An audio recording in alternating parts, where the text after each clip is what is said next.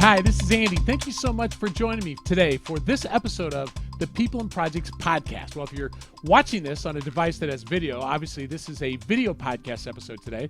It's a recording from a recent webinar with other listeners to the podcast. We do this roughly monthly or so, and it's an opportunity for us to get more interaction as well as to dive into the topics of some recent episodes. So on this video podcast, we're going to go a little bit into our first coach cast. You might remember that's the one where we talked about age and ability and integrity.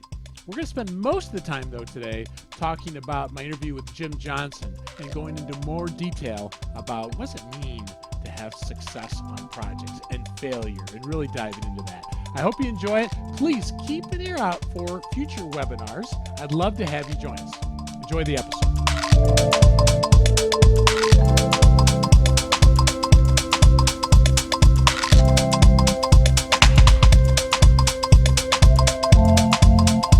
Well, hello. Thank you for joining us for our July 2014 People and Projects Podcast webinar. I really appreciate you joining us. And we've got a lot to cover here today. The reason why we do this is, first of all, I just love connecting with listeners. You know, the podcast is definitely a labor of love. And I regularly get emails and contact from people, but this is an opportunity to go deeper in the material that is covered during our podcast episodes and to have some interaction with you regarding it.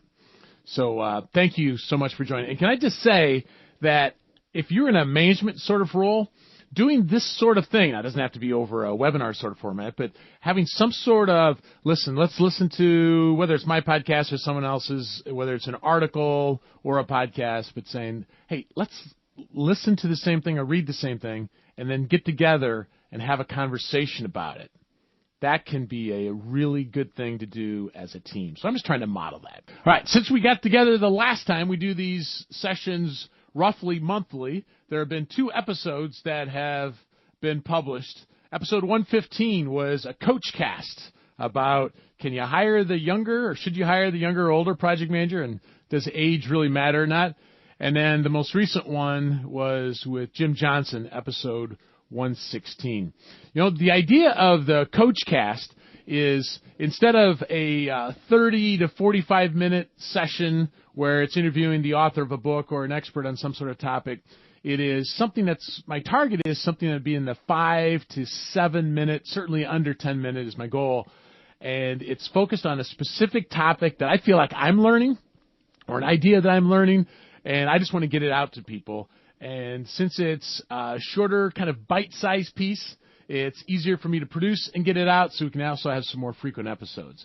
And so I would love your feedback after a couple of these come out to see, do you like that idea? Do you like the shorter one but kind of drills in on one idea only? And, you know, some of the research that I've been reading when it comes to retention, that the longer, let's say, a class, the longer a book, how about this? The longer a meeting, that people tend to only remember the last part. Sometimes the first part as well, as I understand the research. But I'm toying with the Coach Cast as a way to see, listen, if we focus on just this one thing for a short amount of time, does it actually have more impact? Okay? So the essence of that Coach Cast was never assume correlation between age, ability, and integrity. Man, I hope you found that of value. I actually learned that concept. If it's not a direct quote, it's related to a concept that I learned from a guy named Andy Stanley, who has a leadership podcast. And I have just found that we too often have shortcuts. And the idea of the shortcuts is that if, for example, all right, let's actually try this out. If 2 items, let's say at a store, let's say it's a jewelry store, okay? And there are 2 items. And let's say that's a ring or a necklace. Let's go with a necklace, okay? And this first one has a certain price, and the other one is twice as expensive, okay? We have this shortcut that one of them is higher quality. It'd be the more expensive one. That's one of the shortcuts that often we attribute. If it's more expensive, it must be higher quality. That could easily not be true, right? Easily not be true, but it is one of the shortcuts that sometimes people use. Now, you might have a shortcut that if you're driving and there's someone who's going really, really slow in front of you, you might have a shortcut of, and you drive by them and you look and you go, yeah, figures. And I won't get me in trouble or you in trouble with who you think that might be, what your shortcut is. But we have all kinds of shortcuts. And sometimes what we do is we have this shortcut that if someone is older, that they have more ability. Now, you also might think, well, my shortcut is if they're older, they're a dinosaur, and they can't add value. I've certainly seen that bias as well. If somebody has a lot of ability, we might think, oh, man, they've got a lot of integrity there too. And I'm telling you, you just cannot fall in the trap of using some sort of shortcuts with those. It's good to question our assumptions. And so that's what that one was about. If you've got any feedback on that particular episode, I would certainly love to hear it, love to get your feedback on those ideas. I want to spend most of the time that we have today talking about the episode 116 with Jim Johnson. All right, so here's the backstory behind this interview. It was probably 18 months ago when I interviewed Jim Johnson. It was either January or February of 2013, something like that. And if you stayed around at the end of the episode for the outtakes, he and I had a little kind of discussion about his Patriots. He lives out in Boston, and he's a Patriots fan, and his Patriots had just lost a game. And so I cannot believe it took so long to publish this episode. I've been a fan of what the Standish Group has been doing for years, and I had the opportunity to talk with Jim. It seemed like there was always another interview that seemed more pressing, and so I'm glad it finally got out. But Jim is just such an interesting guy. Like I don't know if you found it kind of intriguing, some of the things he talked about, but I think he's maybe even purposely provocative, using a bit of even hyperbole in order to make a point. And we're going to talk about some of the ideas that Jim brought up in the session. So let's talk about the CHAOSS methodology. It could be that you're familiar with them. Now, just for the record, CHAOSS only studies systems-related projects. Okay, so if you're in a non-IT sort of role, so construction, or aerospace, or there's all kinds of them, right? But it may not apply as far as the actual percentages. But so much of what they do, I really think does have at least it can be instructive for us. So what they do is they look at projects and they'll say, well, they'll analyze them. And as Jim said in the interview, they're kind of opinions. It's really an analytical sort of thing more than statistical, because they have to analyze the projects. And so they look at projects as either successful or failed or as challenged. Okay, so I think that's kind of interesting. So we have to consider the definitions of each of these. Okay, so successful, as I understand the Standish Group methodology, is it was delivered on time, as you would guess. What else? On budget, and people are using it. So if, let's say that you work on a product or a project that delivers something that people buy, well, if they buy it and you delivered it on time and on budget with the scope that you intended, and they bought it or used it, then it was considered to be a successful project. Okay. Challenged is interesting because he mentioned this in the episode, and I had actually never read anything from that said it in the same sort of way. But I thought it was really, really interesting that, all right, the project is done, and when we think about that project, so when the sponsor thinks about that project, would he or she do it again? I'm not so sure I'd do it again. Think about a project in your past that was maybe along those lines of, man, knowing what we know now, would we do that again? I don't know, but sometimes people wonder about that. So if maybe it's because of cost. Like, oh man, this thing cost us so much more than we thought, or it took so much more time, or it was so much more complex. So it's challenged. If we would question whether we would do it again, I think that's a pretty interestingly practical way to think about a challenge project. And then the failed projects. The failed projects, if you recall, and I think this is the intriguing one, the failed projects were, it was stopped, is how he said it, and I've always read it as the project gets killed, okay? Or you deliver it, and it just didn't get used, right? People didn't use it, didn't get sold, or didn't get implemented. Now that, to me, is a really intriguing one, because too often we put so much focus on, did you hit the budget, did you hit the date? In fact, I was hired to facilitate a retrospective of lessons learned for a company. This is probably 10 years ago or so. And in the pre-meeting survey, I asked the question, was your project successful? And to a person, they said, yes, it was successful. Well, one of the things that I learned during the facilitation of the lessons learned is not a single one of their customers bought the product. Okay?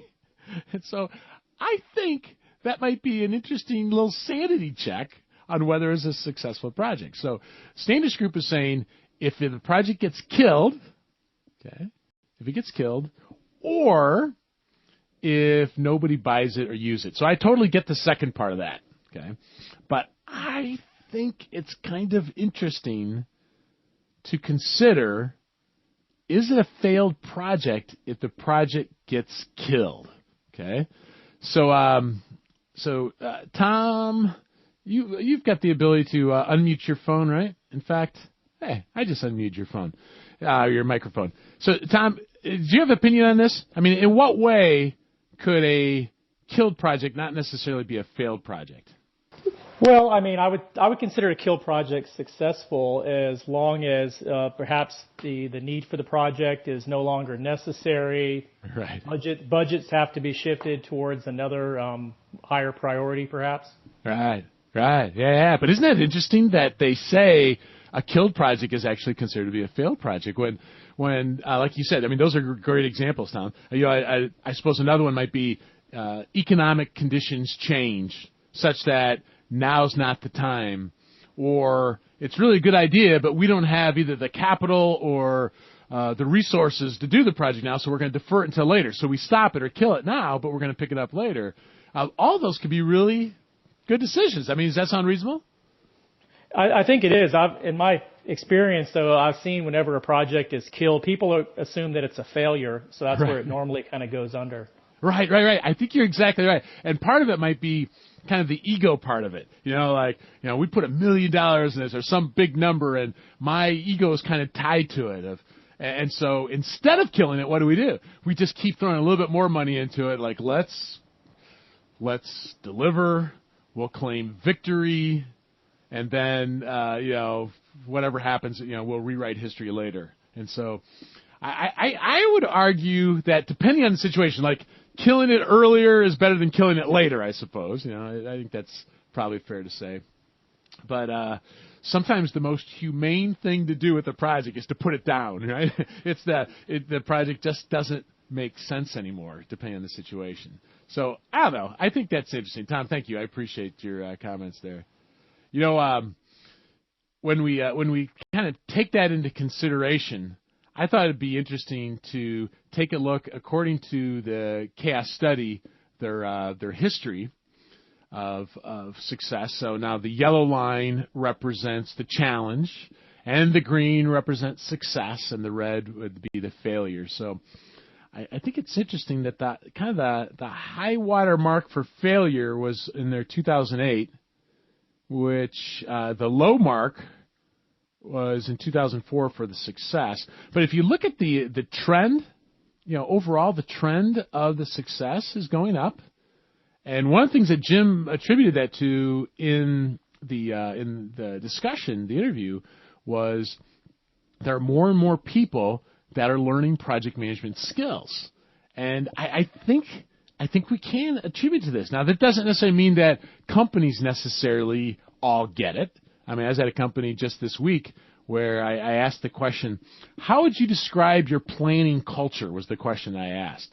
And there was like this body language thing, like, and it was kind of quiet for a bit. And then finally someone said, non-existent is what they said. And then someone else said, poor. And so, I think there's reason why this is still at, 39%, is even though more and more people are learning about project management skills, there's still the cultural component of helping people understand how to use this. So it brings us to kind of an interesting question that Jim brought up, or statement that he brought up during the interview, which was, there's not enough failures. So instead of being worried about failures, he'd say, there's not enough failures. Okay? Man, now why in the world would someone say there's not enough failures?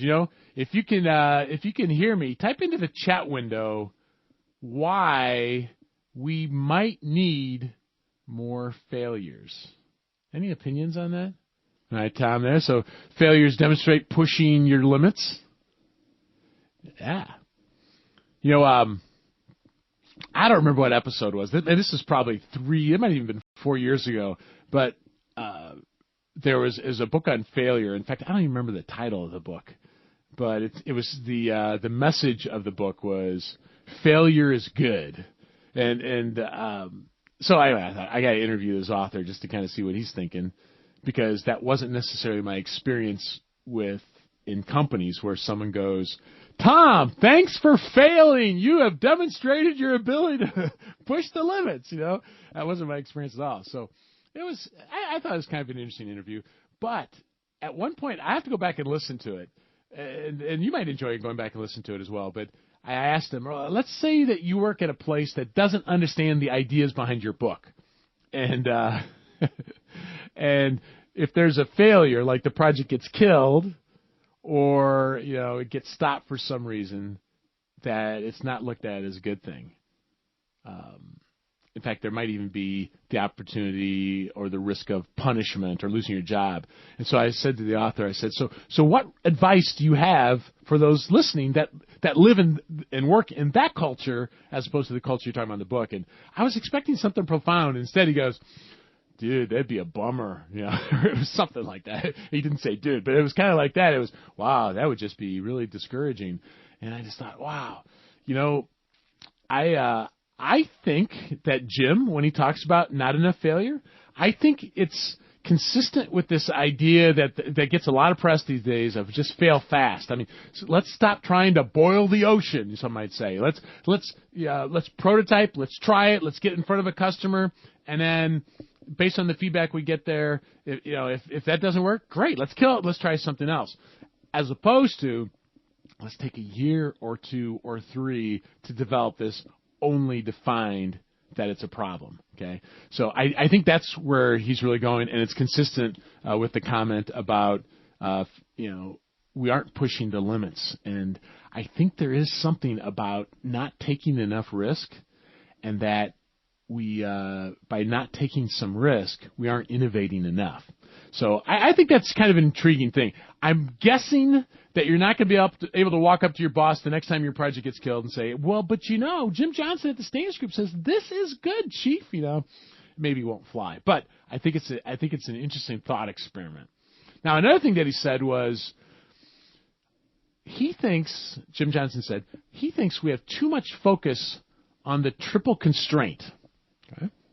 Now, somewhere along the lines, you might have been taught about the triple constraint, and it's taught in different ways. And when I teach in my project management class, I'll usually show a picture along these lines here. And the idea is that there are 3 dimensions, or 3 primary dimensions that are interdependent that create a triangle here. Now, sometimes the way it's taught is you can have it better, faster, cheaper, pick 2, right? Perhaps you've heard that before, right? You can have it better, faster, cheaper, pick 2. So the idea is that if you want something really high quality and really fast, it's not going to be inexpensive. It's not going to be cheap. Okay, and so that can be instructive. Yeah, Tom. By the way, I see in your chat your thing about corporate cultures don't allow for failure. I agree 100%. That I'm not saying 100% don't allow that, but I agree completely that many do not. And even the ones that do, it's easier to talk about than it is to actually absorb. I agree 100%. So in the project management triangle here, so it's better, faster, cheaper, pick two, or another way to teach this is that these three dimensions are interdependent. All right, so scope, time, and cost. So the idea is that if you get a call right after we're done with the session, or your boss walks up to you and says, Padma, we need to add scope. Okay, we need to add scope to the project. All right, so what do you do? Well, in order to keep this a triangle, what you need to do, if you're going to add scope, we need to make a change to one or more of the other sides. So as the teaching goes, we need to lobby for more time. Okay, all right. So let's say this actually happens. In fact, let's say your boss walks up to you right now, just tap, tap, tap. They see the headset or they see you're on the phone, but they still interrupt you, and they go, hey, excuse me, we need to add scope to your project. And you can just say, I'm on a webinar now, and there's like this triangle thing, and you just added scope, so I need more time. To which the boss will say what? Delete, end webinar. That's probably what they'll do, right? Because sometimes there's not going to be more time available. If your project is to have a stadium ready for the World Cup when it was going to start, they weren't going to delay the World Cup by a week, right? They're not going to allocate more time to it. So sometimes that has to stay fixed. So what are your other options? Well, you go over to the cost side. And so the idea on that one is, well, at least in a lot of projects, it's throw people at it. Right? So if you have increasing scope, one way to accommodate that is to throw people at it. That can be a bit of a siren song at times because it could actually delay the project according to Brooks' Law. Brooks' Law says adding people late in a project will delay a project. So we have to be careful about just throwing people. But cost could also be a matter of expediting some things. That might be a way to do it. So the idea of the triple constraint is if you add scope, you have to massage the triangle, add time or cost or defer some other scope, right? That's the idea. By the way, the way I teach it in the workshop is that if you don't make the corresponding adjustments, like your boss says, this is the iron triangle, you have to increase scope, but there's no more time, there are no people we can throw at it, and there's no scope we can defer. I'm not saying you're doomed. But I am saying that you're adding some illusion to your project here. And next time that happens, you add more illusion. In this model, you add enough illusion, it leads to crisis. Crisis in this model is the triangle implodes. And what does it step on? Quality and resources. Okay. Rarely will you find an executive that says, hey, Andrew, to get back on track, let's just cut quality. Okay. I've only heard that at one company, and their software's on a lot of our computers. But they said we can just throw out a patch. But you know what? Most customers don't like patches being thrown out at them. So even though we don't say let's just cut quality, sometimes by our very decisions, that's exactly what we do. Okay? So that's just a little bit of teaching around the triple constraint. My guess is you've heard some aspect of that before, so just a little bit of review. So back to Jim Johnson. Jim says we put too much focus. Potentially, or he wonders, do we put too much focus on the triple constraint? Well, I think what he meant by that was we put too much focus on did we hit the date and did we hit the budget? And I think his version of the triple constraint moves quality down as one of the legs of the dimension. And it's drawn in many different ways. So this is not the definitive way. PMI doesn't even refer to the triple constraint anymore. I think it's the last two versions of the PMBOK guide haven't used that terminology. What they'll say is constraints are just competing demands. So, there's far more than three, right? Or in this case, we'd say even five. So I think his point is, are you going to hit the date? We put so much focus on that. What's our budget look like?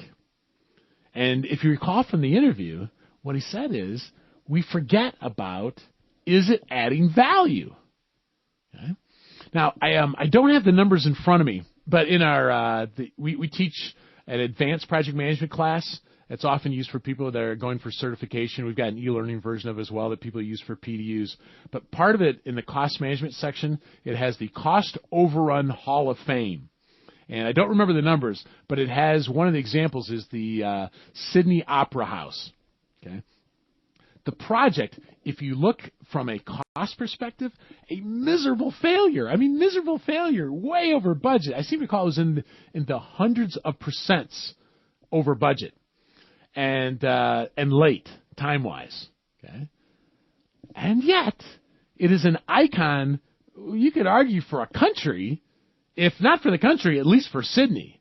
And so, I wonder if Jim would say, we put too much focus on how much it cost, and we forget about the fact that it adds enormous value because of what it's added to the culture there, okay? So, the reason I'm even stressing this again is as you get more and more responsibility and your projects get bigger and bigger, it's going to be so easy for you to just put your focus on the date. Are we going to hit the date? Yes, we hit the date. Good, we're all good. Right? I'm sure if you've been managing projects for a while, you've had to have seen some of this happen before. Where I've seen it before. It's near the end of the year. This is a software project. Put it in production. We'll claim victory. And we'll fix it next year, right? And I think what Jim would say is, that's crazy. This is crazy because you're putting the focus on the triple constraint, on the date and the cost, not on the business value, okay? So I think that's an instructive thing for all of us. Don't take our eye off, well, in this case, it might be the quality in this diagram, but also it might be the business value. So that puts the onus on us as project managers early on, in the initiating to make sure, do we understand what the business value is? Do we understand the business need that's driving this project? Quite frankly, a lot of projects I worked on over the years early on, it wasn't necessarily about the business need. It was about, well, what are the specs? Or what are the databases? It wasn't necessarily about understanding the true business need. And just to reinforce this point, I live in the Chicago area, one of the big employers in the area. It's an insurance company. If I said the name of it, if you're in the U.S. at least, you'd recognize it. They'd had a lot of layoffs, rounds and rounds of layoffs. And I was talking to a friend who worked there, and he goes, "Oh, I'm so glad I'm on a project." I'm like, "Really? Yeah. Why?" He goes, "They can't fire me." All right. So was he looking at the project as an investment? Was he looking at it for the business? He was looking at it as a lifeline to keep a job. And so I think whether that's a perfect example or not, I think it's important for us to keep our eyes on the fact that our job is to deliver business value. That's really what it is. Now, hitting the date is important. Hitting the budget is important. And just as Tom said, many cultures don't allow for failure. Many cultures just put the focus on those two things. But let's also make sure that in our effort to hit the date, we don't gut the thing so much and de-scope it so much that we don't deliver business value. That's a potential dysfunction. Okay. So those are a couple example things. The other thing that Jim said, do you remember this from the interview? And I should have gotten the actual quote. It's something along the lines of the silver bullet, the golden nugget, and he had some other phrase that was in there, of project success comes down to, and he called it size and complexity. The audio when he said size got so shallow, it was almost hard to hear what he said.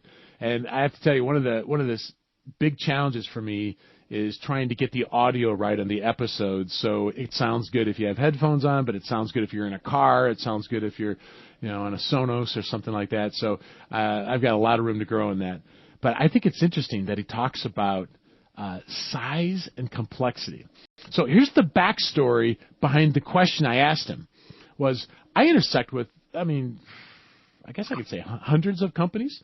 And as I intersect with these companies, most of them have a lot of challenges project management-wise. Limited processes, limited tools, limited experience. And so what I wanted to ask Jim was, I wanted to give him kind of the perfect storm, like They have no process. They don't have any tools. There's no executive support. And just to see what advice he'd have. And I thought he'd be like, dude, that's a bummer. Kind of like the other guy. No. Jim's like, no problem. The silver bullet, the golden nugget, or whatever else he said. Basically, it comes down to minimize scope. If you can keep your scope as small as possible. And man, I think that is so instructive for all of us.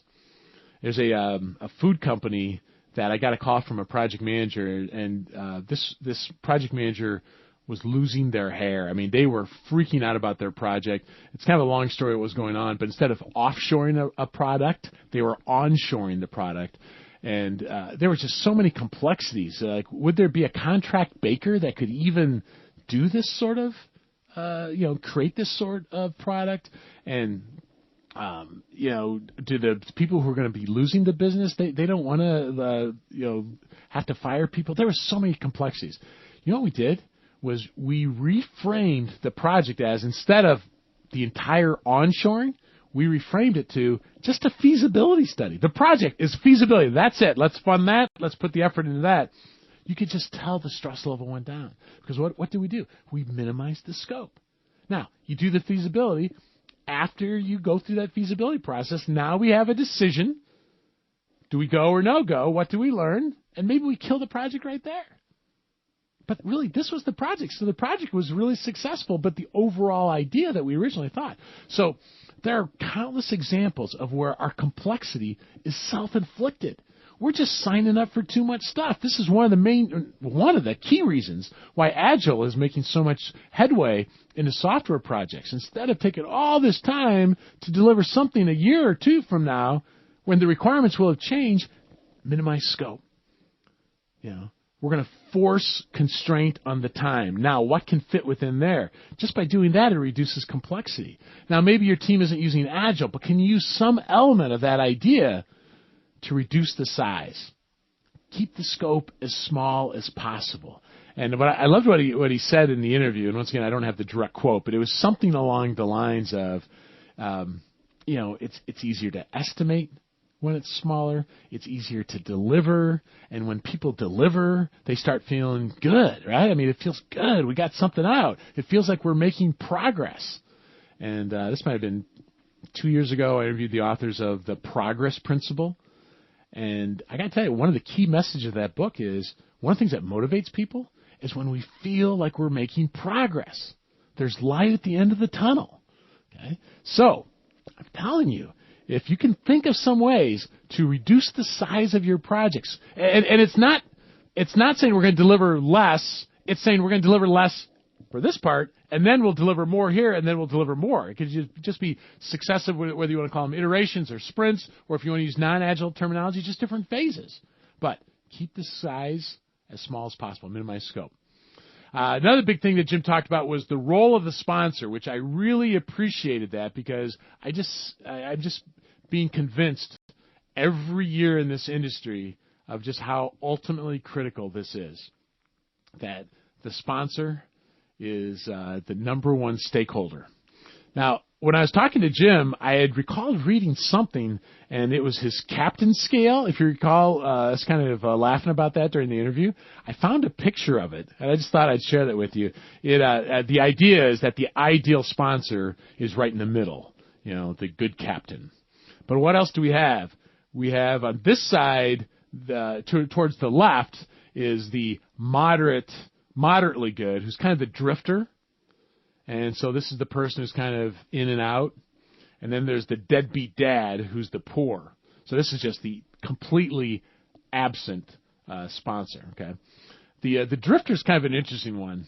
I had a friend who worked at IBM, and he tells this story that his boss's name was Doug. And he said Doug was so mellow, just such a mellow guy, they called him Doogie. All right. So what he said about Doogie was that one day Doogie comes into a meeting and he just rips into people. He's swearing at them. He's disrespectful. And everyone's like, what happened to our Doogie? And so Doug storms out of the room. So my friend follows Doug into his office, and Doug turns around when he sees my friend. He goes, how'd I do? And my friend goes, what? And Doug says, yeah, I read in a book you're supposed to go off on your staff like once or twice a year. Keeps them in line. And, isn't that crazy? Sometimes it's called seagull management. You fly in, you dump on people, and you fly out. And it is such bad management. And it's a rough equivalent of what this drifter is over here. It's the sponsor who I'm with you, and then they're not with. And they're micromanaging, and then they're not to be found. And it's just very inconsistent. And if people, so this is a good leadership principle for us. If people are walking around on eggshells wondering, am I getting good Andy today or bad Andy today? I'm telling you, they're going to default to bad Andy. And they're not going to bring bad news to us. And so over here we got the drifter, the deadbeat dad. What else on the other side? The nitpicker. Okay. So this is the sponsor who they read the entire charter or some status update, but really what they want to talk to you about is that one typo. You spelled that wrong. I've got a friend who used to whenever he wasn't the best speller, whenever he'd have a typo and someone would say something, he goes, yeah, but all the other words were spelled right. But the nitpicker just picks on these little things over here, but kind of maybe misses the other stuff, maybe the bigger picture. And then there's the mother hen, or I think Jim called it the helicopter mom in the interview. But it's the micromanager. Now, if you're a sponsor, it's good for us to be reminded that what we need to do is kind of keep this middle ground. It's kind of the idea of the situational leadership. We need to be as involved as we need to be, but more hands-off when not. And it's easy to put a diagram like this together. It's much more difficult to get that balance. But if nothing else, use this to measure where is your current sponsor. And I pray you don't have a mother hen, or for that matter, a deadbeat dad. In their Chaos Manifesto 2012, if you do a search for that, the Chaos Manifesto 2012, they have the 50 secrets to being a good executive sponsor. And I put the top 10 here on this slide that they included. Jim actually mentioned it in the interview about the importance of inspiring.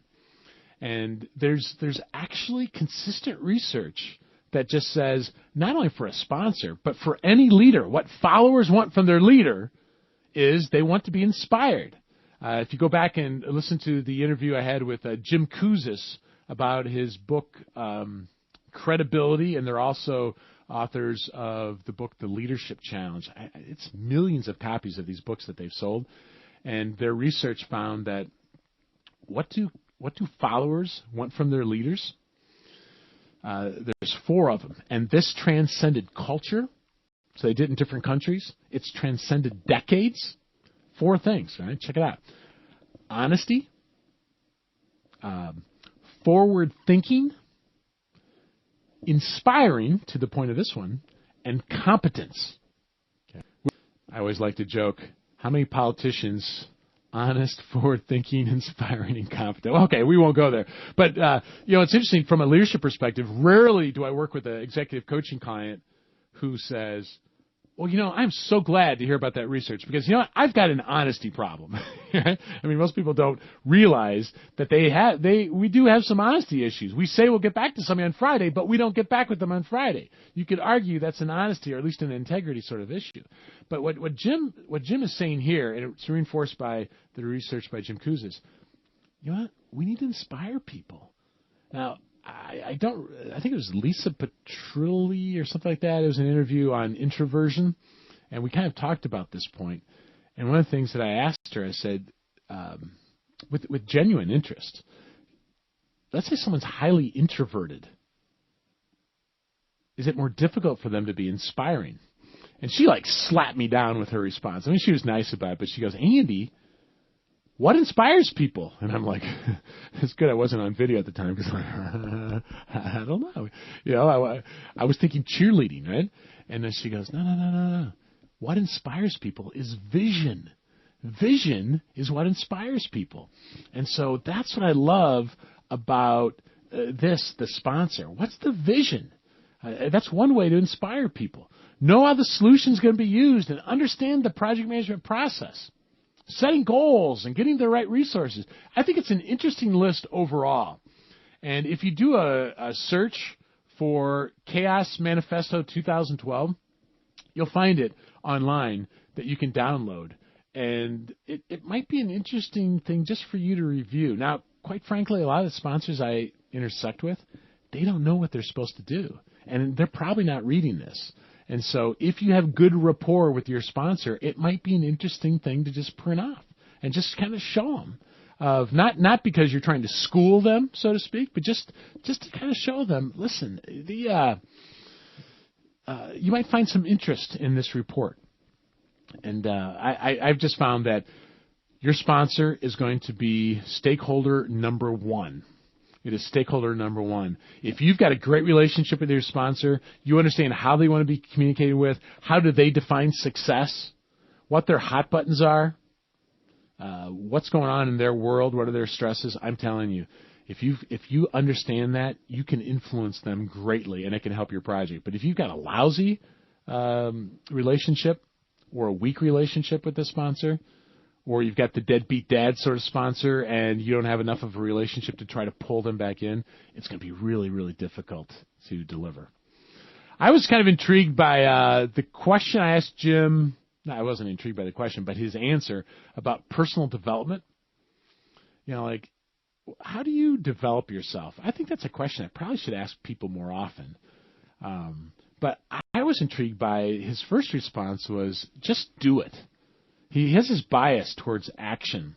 And I think that's probably good advice for all of us, listen, let's stop talking about it. I mean, the world is filled with people that talk a good game, but let's go out and try it, okay? So, what's something that maybe you've been thinking about doing, but you haven't done it? Maybe it's starting a blog. Maybe it's getting certified. Maybe it's, for the longest time, I put off PMP certification because I'm like, I don't need PMI's check mark. Well, after a while, it became a little bit of a credibility thing. Like, you're teaching project management, but you didn't get the certification. So I'm like, all right, I'll get it. Guess what? I learned from it. So what is it that you've been talking about, but you haven't been doing it? Just do it. I think that Jim's bias for that, I think, is a good one. And then I loved how he said, he goes, I'm just kind of curious. And in a book I'm reading right now on insights, I'll talk about that in just a bit, I really appreciated his comment about that. As the more I learn about how people get insights, it's often with making connections with other things, and so it's just being curious. And so it'll probably be in early August when you'll get an episode related to that. But I guess the question for you and I is, are we sufficiently curious? And I guess I've been exposed to enough, whether it's hardcore research or punditry, and maybe it's just anecdotal as well, that as we get older, we just kind of rely on the shortcuts and we stop thinking. Not literally stop thinking, but you know what I'm saying? We're just like, all right, that's just the way it is. Instead of, well, why is it that way? And just trying to be more curious about things. And I don't know, I thought that was just a curious way that he says he develops himself. And then he had his prediction about the future. This is one of the last things. And if you recall, what Jim said was the PM title will be going away, and I seem to recall he even said soon, that the PM title will be going away soon. Now, if you remember, his idea behind that was it's not that project management itself will be going away. Rather, project management will be, I think he said, it'll be like math. It'll be like science. And I've got a keynote that's entitled Stop Hiring Project Managers. And the essence of the keynote is it's not. I mean, it's a purposely provocative title. It's not to stop hiring project managers, but the main point of the keynote is that everybody's a project manager. And, we don't have a title within companies of conflict manager, right? Or time manager. No, conflict management, time management is a basic skill set that's needed. And though I disagree significantly with Jim that the PM title is going to go away. I just think things don't happen that quickly. And I think that title is going to be around for a long time. But what I really like about the challenge that he gave us as people who are being exposed to that thought is the administrative assistant that you know that works on your floor, he or she, they're a project manager. Your boss, they're a project manager. That business analysis, that testing person, we all are project managers. And if we would think about that as a skill set, a standard professional skill that's just required. If you're a professional, you have to have some of that. Now, that's different than saying the title goes away, right? There'll be people who will really specialize that, just as there are people who really specialize in, trying to deal with conflict situations, and they come in mediate, right? So, just the fact that you and I have to develop our conflict management skills doesn't mean that role goes away. I think that's a pretty interesting thing. And increasingly, I'm seeing people show up in our project management classes.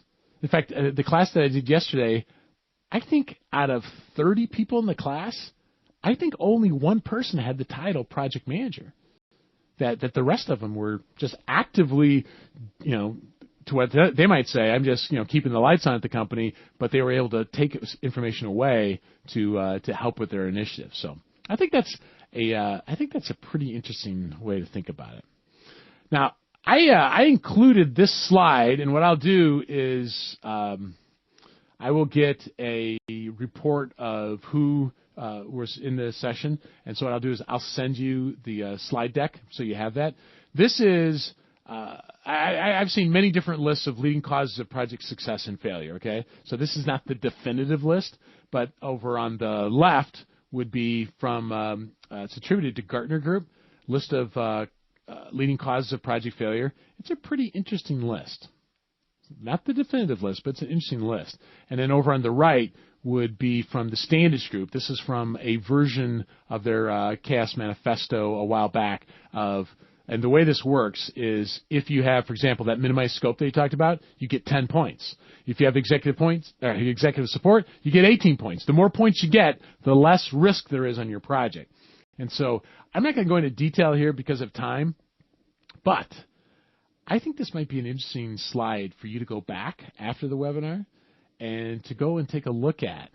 And if you have any questions about this, I would send them to me. I would love to be able to respond to any questions that you have. Okay. All right. I just want to give you a heads up about some of the stuff I'm reading because they could show up in a podcast coming your way soon. Okay. So if you've been on any of the two previous webinars, you know that I've mentioned that I've been reading this book by Bob Sutton.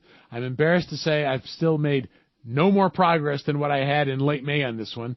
Bob has agreed to the interview, and so usually, how sometimes we, as project managers, need a deadline. We work better under pressure. So the fact that the date of the interview has not been set yet, I'm kind of dragging my feet and reading other stuff. So I'm getting really close to being done with Gary Klein's book, Seeing What Others Don't, The Remarkable Ways We Gain Insights.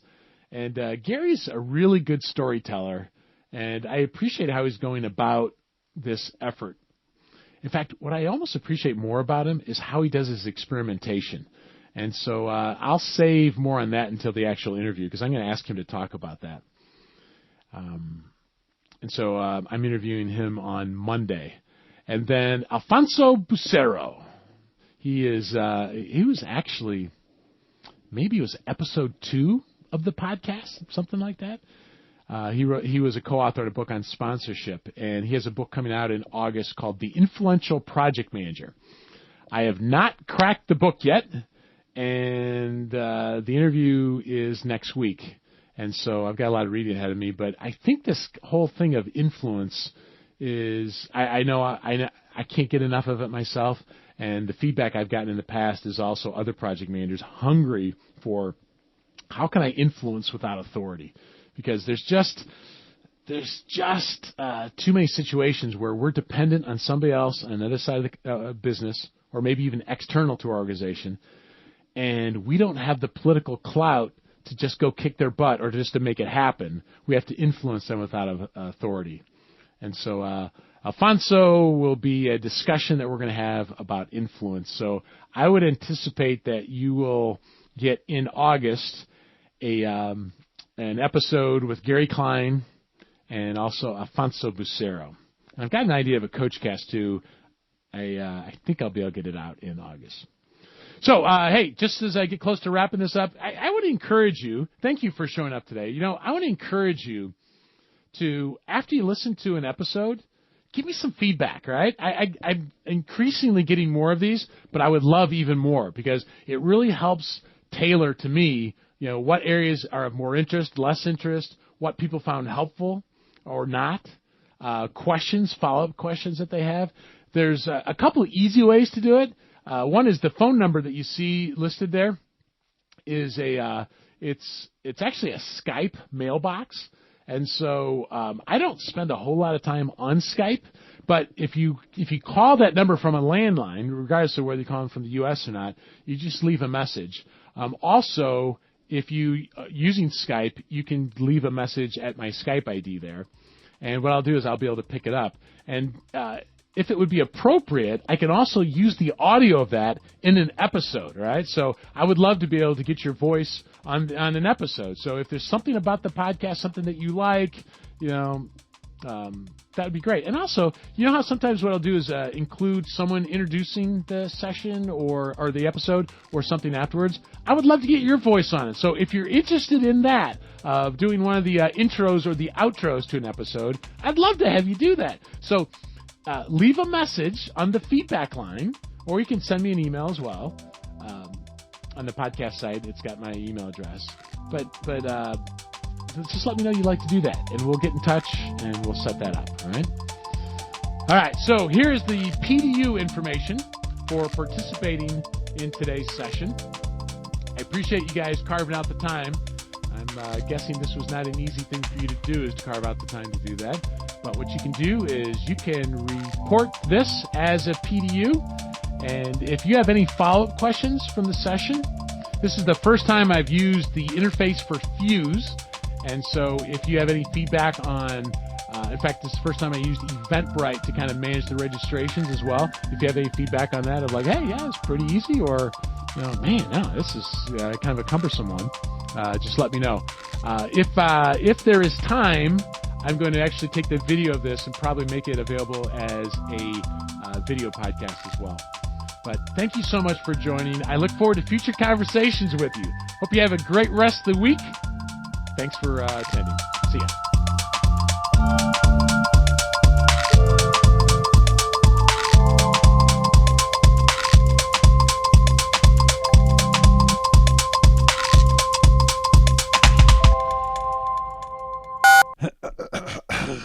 ya.